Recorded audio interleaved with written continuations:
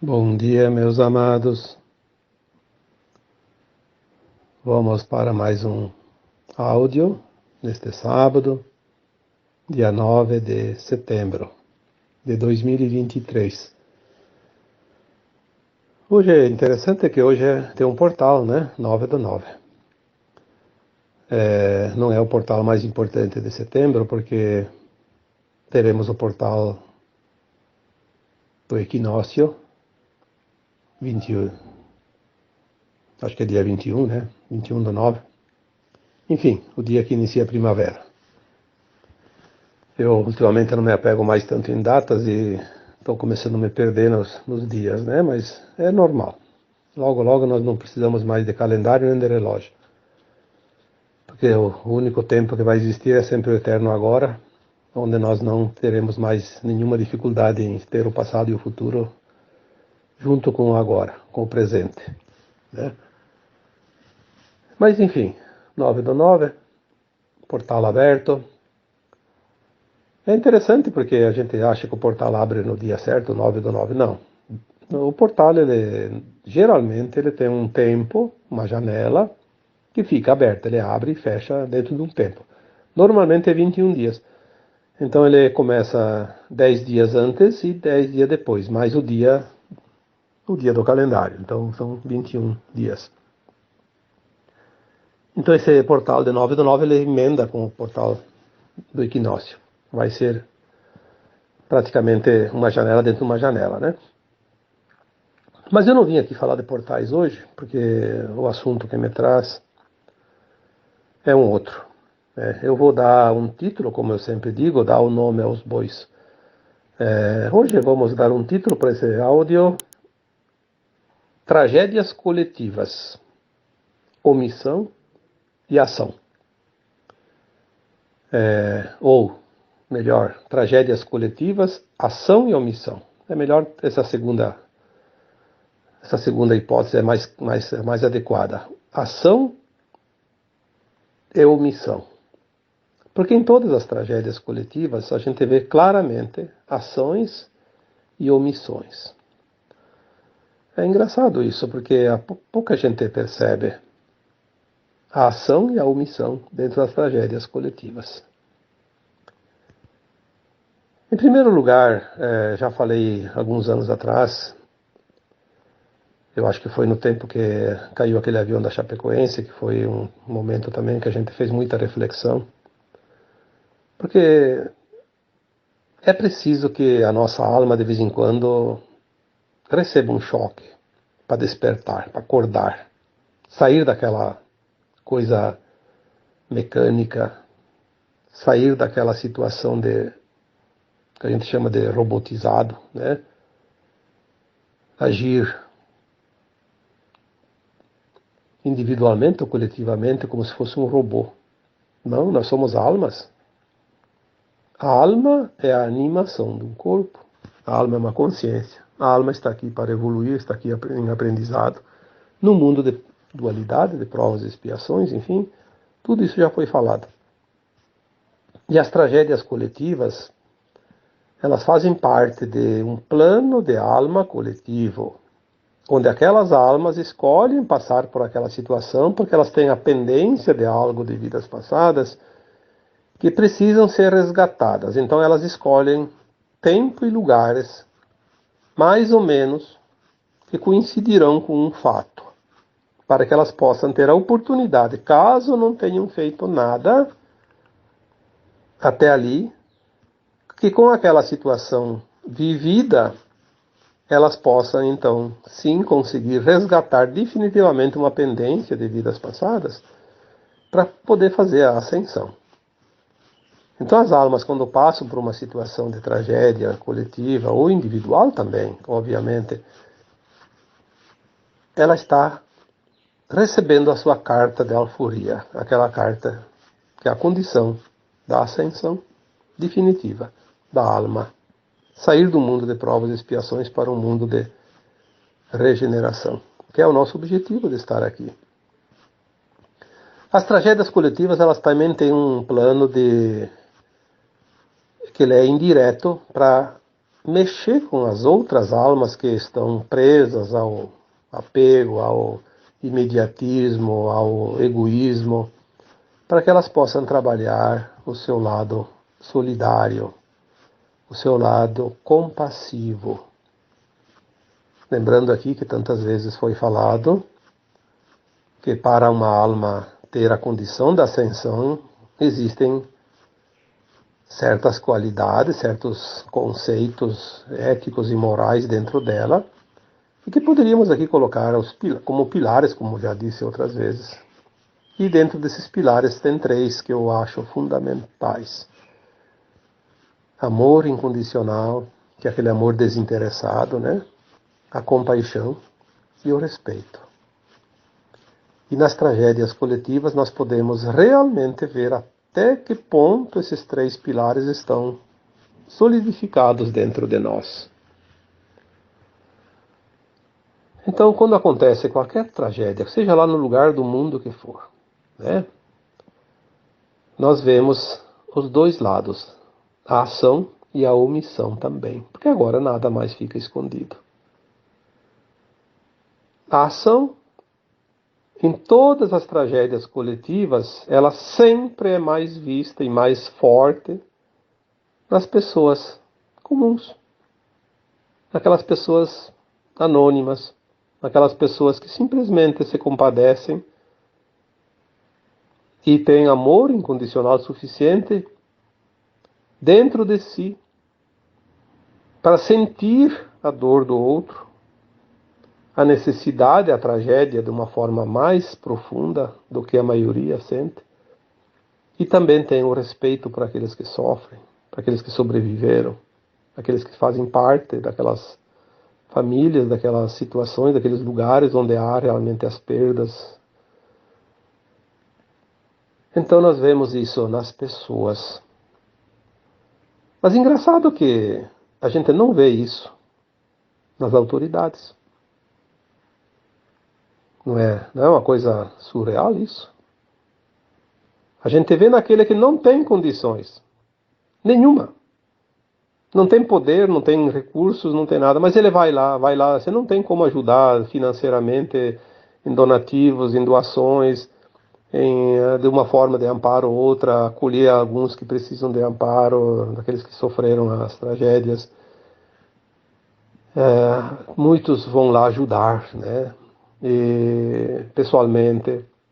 E aquelas pessoas que são as autoridades, que deveriam zelar pelo povo, pelas pessoas, a mídia que deveria anunciar a verdade, mostrar, se compactua com a força maligna para esconder, para evitar que se responsabilize quem de fato deveria ser responsabilizado, porque para tal estão na posição que estão, no cargo que estão. Se uma autoridade está de posse de um cargo, ela tem os seus deveres e ela precisa mostrar que cumpre os seus deveres. Não somente por solidariedade, que geralmente eles não têm. Porque hoje quem tem o poder não tem, na verdade, né, essas qualidades é o que falta. Tem muito de uma coisa e falta tanto da outra parte, né? São as polaridades.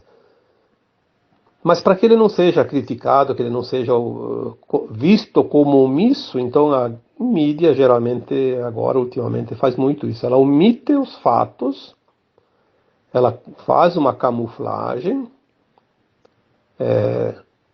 dá uma nova dimensão das coisas diferente para que recaia menos cobrança sobre aqueles que são realmente pagos e muito bem pagos e eleitos e colocados em seus cargos, em seus poderes, em seus pedestais, para que possam, nessas horas, mostrar realmente o poder de decisão, de ação.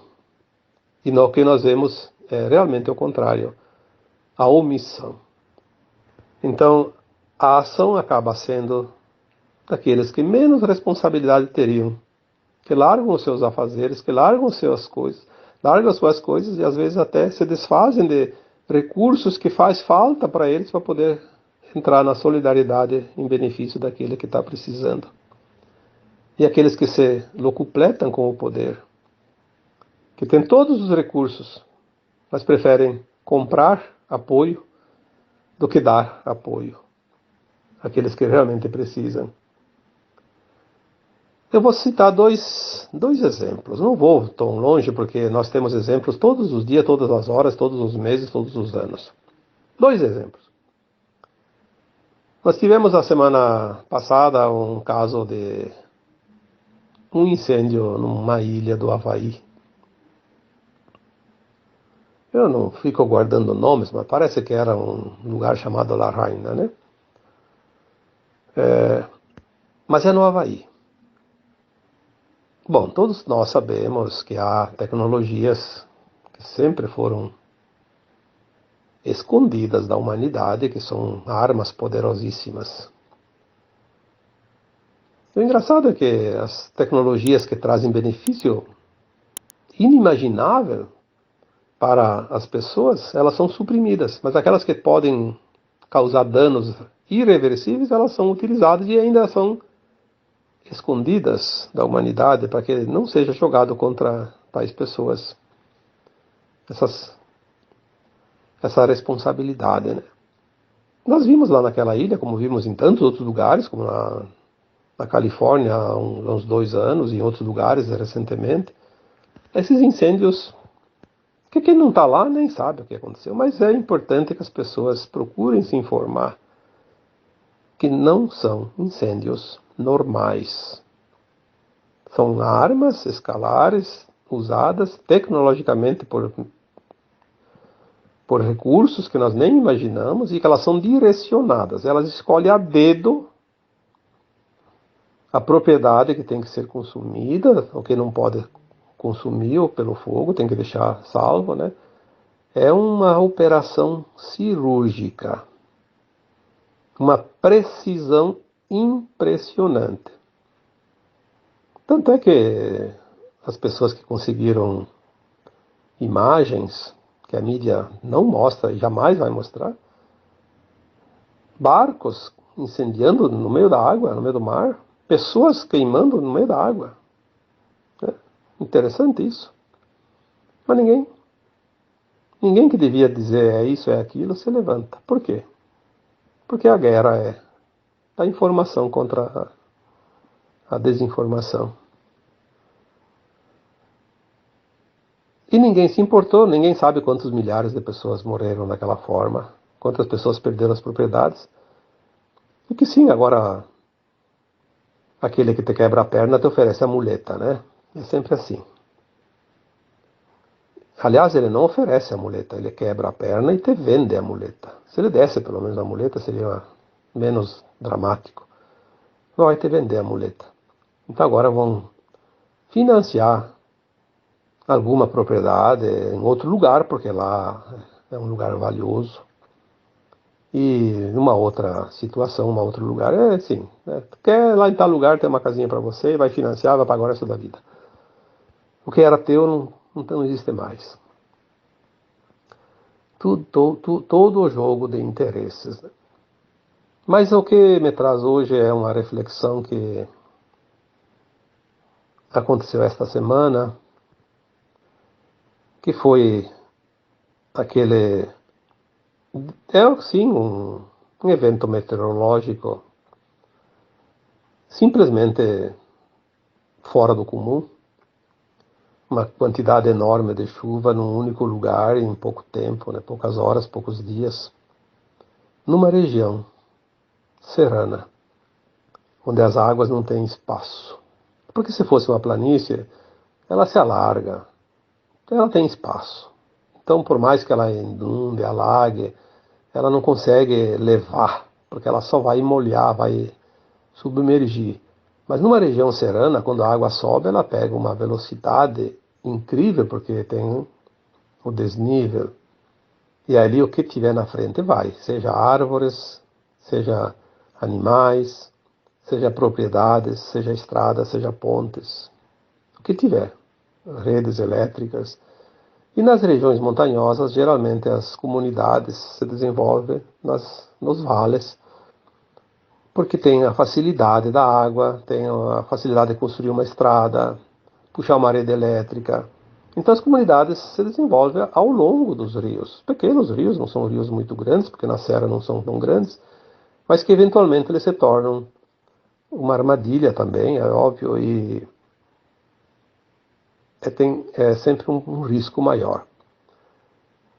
Mas há regiões, como essa região do Rio Grande do Sul, que foi atingida essa semana, é uma região de imigrantes, né, europeus, a maioria italianos, alguns alemães, outros de outras raças também, de outros países, mas são pessoas que enfrentaram uma imigração e desenvolveram ao longo de um século e meio, em média, um grande progresso. Trouxeram o progresso, trouxeram o desenvolvimento de uma região, transformaram em riqueza o seu trabalho e geram recursos para si, para os outros e para o Estado, para os governantes, principalmente, que são aqueles que recebem o grande quinhão de quem trabalha e que são aqueles que deveriam zelar pelos seus povos, pelos seus contribuintes, principalmente, se não for pelo amor, pelo menos pelo interesse dos recursos gerados.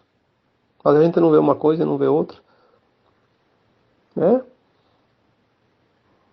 Além de tudo, é uma região que eu conheço bem, porque eu nasci na minha infância, me banhei naqueles rios.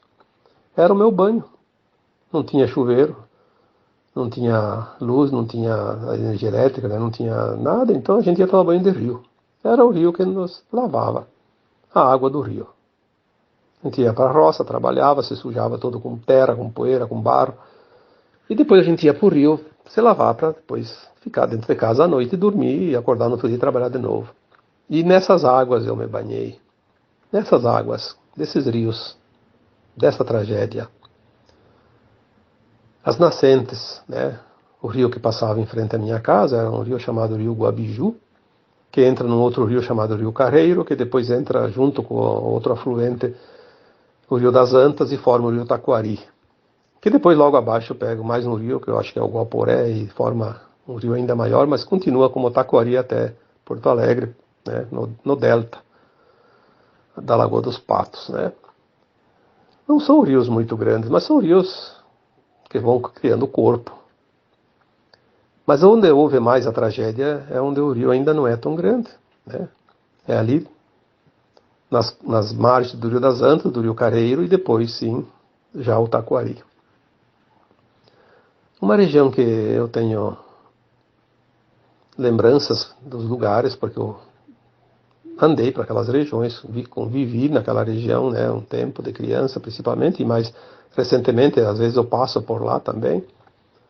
Uma região riquíssima, de propriedades muito bem estruturadas, ricas propriedades, né, apesar de ser pequenas propriedades, um conforto que se conseguiu depois de um século e meio, através de várias gerações, e que gera uma riqueza extraordinária, porque a riqueza não é dada pelas grandes indústrias, onde são sempre beneficiados com favores. É aquelas pequenas propriedades, aquelas pequenas indústrias, aquela pequena empresa, aquele pequeno agricultor que trabalha e contribui com cada centavo que ganha, contribui com os seus impostos, com a sua contribuição para o Estado, para manter esse grande cabide público que sobra gente pelos cotovelos e não se sabe onde colocar mais os cargos, com ricos salários, que vivem no conforto do ar-condicionado, das viagens aéreas, e que não se importa nem um pouco de onde vem o seu dinheiro, do seu salário. E essas pessoas que pagam nunca reclamaram de nada, contribuíram silenciosamente, porque também é um dever contribuir, sim, manter a máquina estatal, por enquanto ainda é uma contribuição e um dever, porque ainda é assim que funcionam os sistemas, mas não precisava ser tão inchada dessa forma e tão exploradora como é, né? E foi essa região que essa semana passou por uma catástrofe que ninguém que está fora pode imaginar. Porque a mídia se omite. A mídia mostra alguns lancezinhos aqui e ali. Tem algum repórter que até se anima a fazer uma coisa. Mas depois quando vai lá para divulgação é cortado as partes que não interessa. Porque compromete aqueles que pagam a mídia religiosamente para omitir fatos e inventar fatos. A tragédia ela é realmente inimaginável. É tão grande que eu nem assisti nada. Vi algumas informações. Aliás, nem sei quantas pessoas desencarnaram, porque não assisto noticiário. Eu sei que são muitas dezenas já confirmadas, mas pode chegar a centenas, porque tem muita gente ainda que não foram encontradas. Porque uma enchente dessa leva pontes inteiras, não vai. Como é que vai achar um cadáver depois aonde e como, né? Mas é uma tragédia realmente muito grande. Mas não é pelo fato dos mortos em si, porque desencarna aquele que precisa desencarnar, na hora que ele pediu, e da forma que ele pediu, para finalizar um projeto de alma. Eu vi pessoas em certos relatórios que ficaram uma noite inteira no telhado de uma casa, sem saber se aquela casa ia embora, se ia continuar ali, se a água ia subir acima do telhado. Aí eu fico imaginando a dor, o sofrimento, a tortura que um ser humano precisa viver numa situação dessas. Pessoas que ficaram agarradas no teto, na copa de uma árvore, uma noite inteira também, se fosse pelo menos de dia, mas de noite. E eu vi uma foto lá que alguém tirou de porcos agarrados num telhado. Não sei se era de uma casa ou se era um chiqueiro. Um animal agarrado com as duas patas dianteiras, se segurando, porque a água estava com metade do corpo dele já coberto de água, né?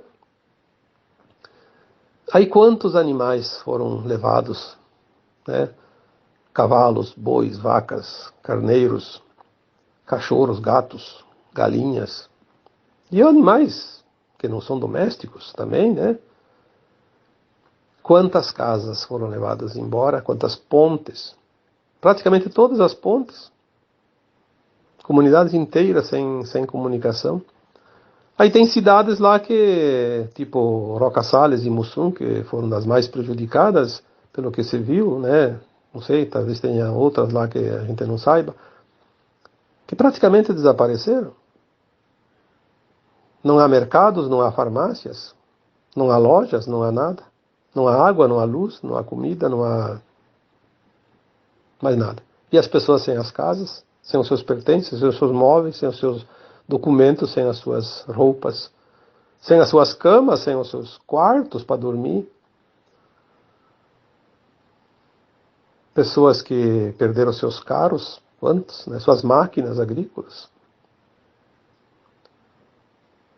As indústrias, quantas indústrias perderam tudo, seus estoques, sua produção. Lojas que perderam seu estoque, mercados que perderam tudo. O mercado que eles têm um abastecimento para cidade inteira por um mês, dois, ficou sem nada. E as pessoas, muitos nem sabem, porque há a omissão de quem devia ser a ação.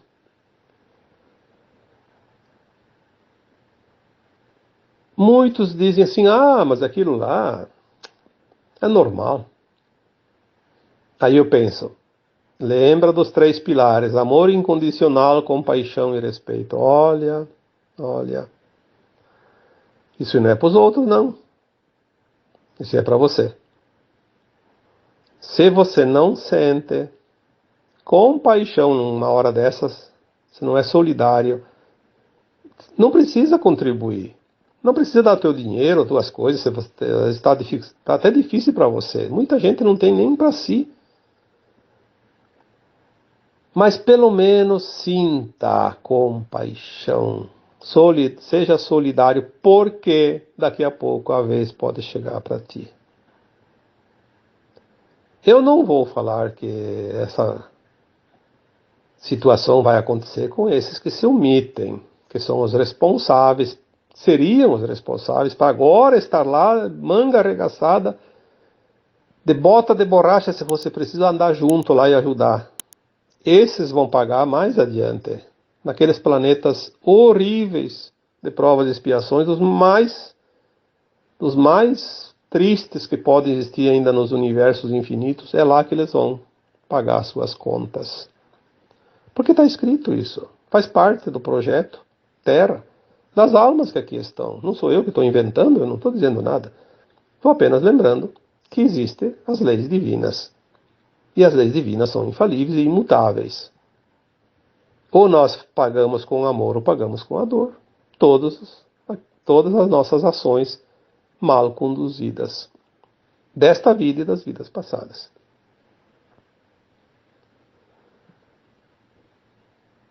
Eu não vejo outra alternativa a não ser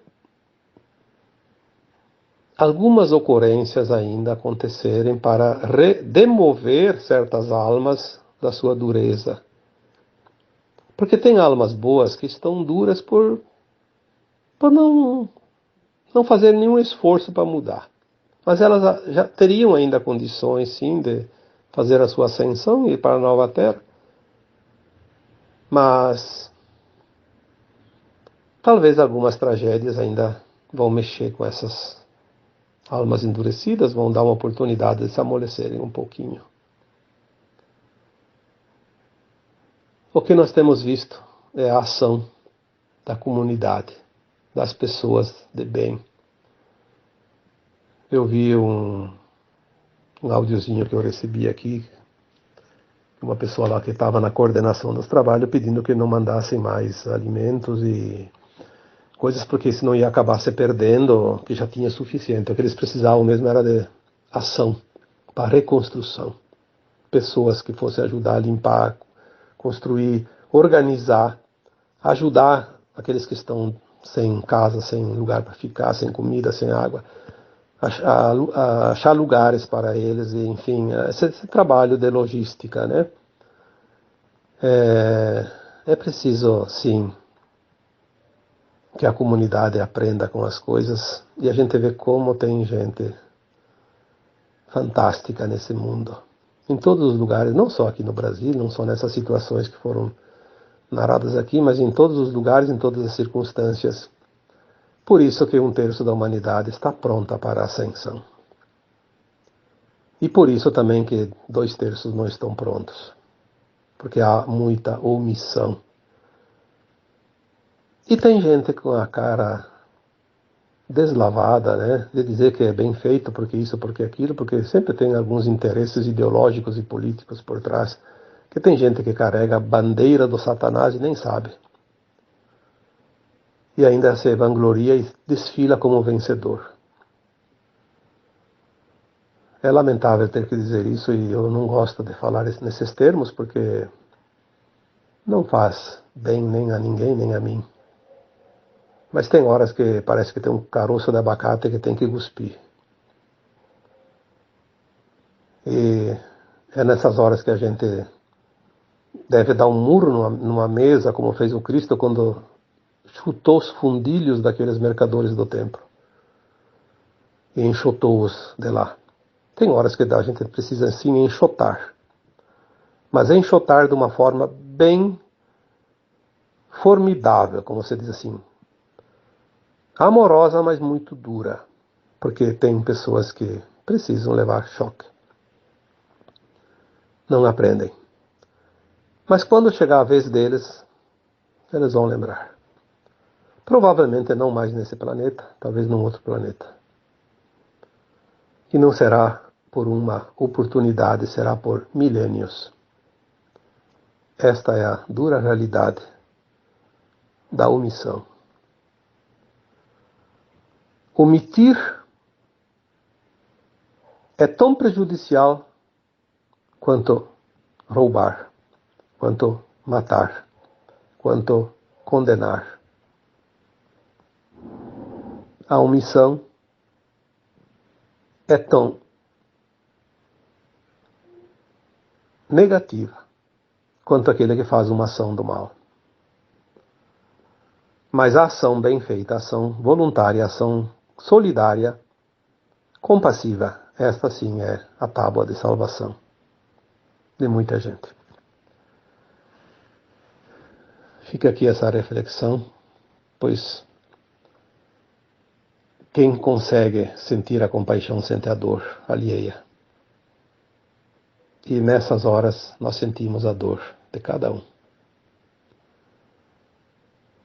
E temos também que ter muita força para superar não somente os nossos difíceis trampolins que ainda precisamos passar, mas também superar a dor do outro quando sentimos ela forte, rebombar em nós mesmos. Que a misericórdia divina seja generosa com todas as pessoas que estão passando por dores e sofrimentos, e que a providência divina seja compassiva com aqueles que se omitem nessas horas. Aqueles que deviam agir e se omitem. Aqueles que deviam ser solidários e ainda encontram motivos e ocasiões para rir da desgraça dos outros.